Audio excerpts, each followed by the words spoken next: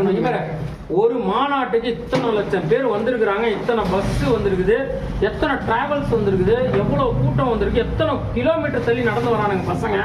இவ்வளவு தெரிஞ்சது, இத்தனை சேர் உடஞ்சிருக்க கணக்கு போட தெரிஞ்ச ஒரு டிஎம்கே பீப்புளுக்கு, இத்தனை மக்கள் தொகை வந்திருக்குன்னு கணக்கு போட தெரிஞ்ச பீப்புளுக்கு, அப்பேற்பட்ட லீடர் ஒருத்தன் நடு தெருவுக்கு கொண்டு வந்து நடு ரோட்ல வரும்போது எவ்வளவு கூட்டம் வரும்னு தெரியாத, ஒரு கருத்து கணிப்பு கூட தெரியாத ஒரு சிஎம். அது ஓப்பனா பேசுங்கப்பா, ஸ்பீச் உடனே கொடுங்க, நியாயமா பேசணும்.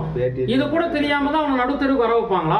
அவன் வந்து ஃபர்ஸ்ட் மீட்டிங் எப்ப, ரெண்டாவது மீட்டிங் எப்ப கேட்கும் போது வந்து விநாயகர் சதுர்த்தி வருது, கூட்டம் அதிகமா இருக்கும், அந்த ஊருக்குள்ள வரக்கூடாது, தனிப்பட்ட முறையில வைக்கணும், கொஞ்சம் தள்ளி வைக்கணும் அப்படின்னு சொல்லி சொல்றாங்க. அவனுக்கு உண்டான டேட் அவனுக்கு கொடுக்கல. எப்படி அதுக்கே அவ்வளவு கூட்டம் வந்துச்சு, புரியுதுங்களா?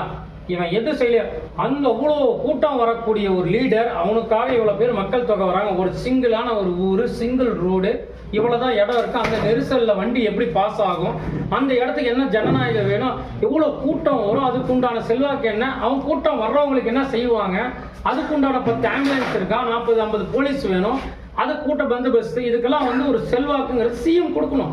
பர்மிஷன், சிஎம்மோட பர்மிஷன் இல்லாம எதிர்கட்சி தலைவர் எதுவுமே செய்ய முடியாது.